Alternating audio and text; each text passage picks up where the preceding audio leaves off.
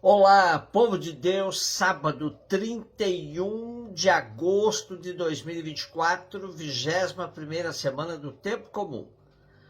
Nossa reflexão de hoje é a partir de 1 Coríntios 1, de 26 a 31 e Mateus 25, de 14 a 30.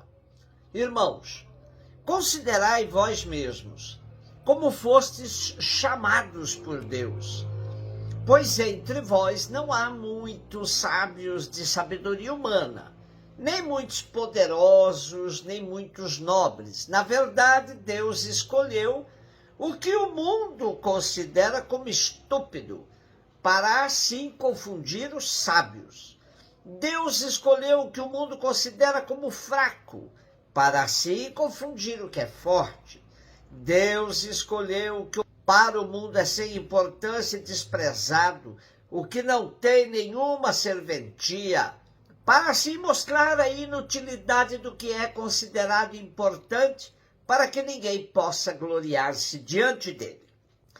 É graças a ele que vós estáis em Cristo Jesus, o qual se tornou para nós, da parte de Deus, sabedoria, justiça, santificação e libertação, para que, como está escrito, quem se gloria, glorie-se no Senhor. Temos hoje uma descrição das comunidades de Corinto, feita por Paulo de maneira muito transparente e dura ao mesmo tempo. Pessoas sem sabedoria humana, não poderosos nem nobres. Além disso, Paulo insiste que Deus escolheu pessoas fracas, sem importância e, aos olhos do mundo, estúpidas e sem serventia.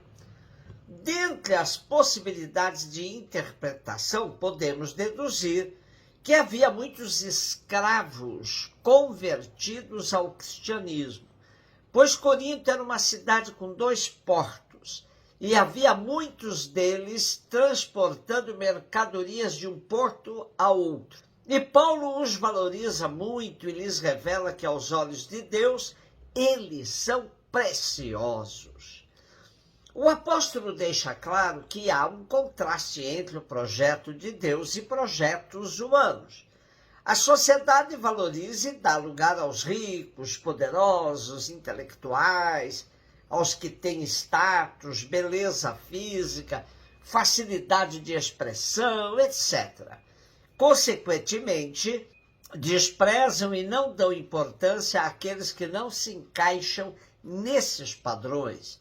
Deus, porém, subverte a sociedade e os projetos humanos para estabelecer e realizar os seus projetos.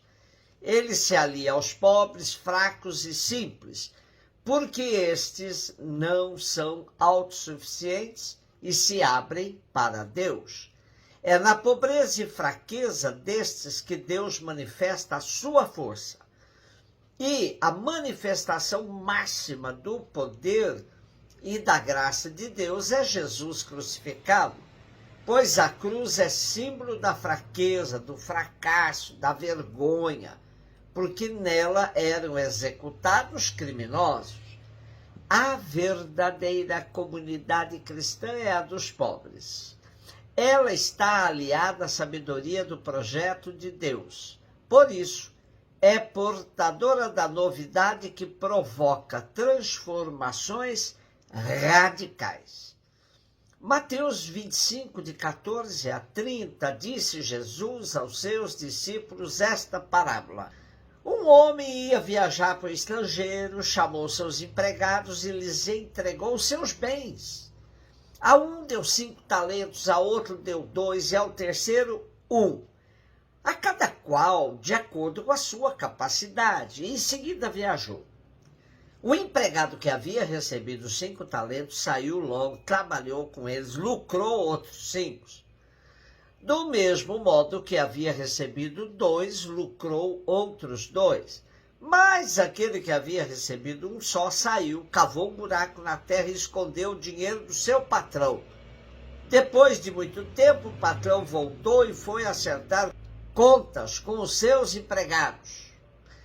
O empregado que havia recebido 5 talentos entregou-lhe mais 5, dizendo: Senhor, tu me entregaste 5 talentos, aqui estão mais 5 que lucrei.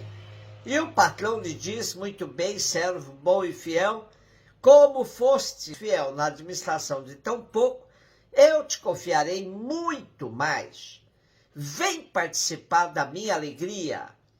Chegou também o que havia recebido 2 talentos e disse: Senhor, tu me entregaste 2 talentos, aqui estão mais 2 que lucrei. E o patrão lhe disse: muito bem, servo bom e fiel, como foste fiel na administração de tão pouco, eu te confiarei muito mais. Vem participar da minha alegria. Por fim, chegou aquele que recebeu 1 talento. E disse: Senhor, sei que és um homem severo, pois colhe onde não plantaste, ceifas onde não semeaste. Por isso fiquei com medo, escondi o teu talento no chão. Aqui tens o que te pertence. O patrão lhe respondeu: servo mau e preguiçoso, tu sabias que eu colho onde não plantei, que ceifo onde não semeei? Então devias ter depositado meu dinheiro no banco para que ao voltar eu recebesse com juros o que me pertence. Em seguida, o patrão ordenou: tirai dele o talento, dai-o àquele que tem 10, porque a todo aquele que tem será dado mais e terá em abundância, mas aquele que não tem, até o que tem lhe será tirado. Quanto ao servo inútil, jogai-o lá fora na escuridão. Ali haverá choro e ranger de dentes. No capítulo 25 de Mateus, temos 3 parábolas que têm como pano de fundo o fim dos tempos, a chamada questão escatológica.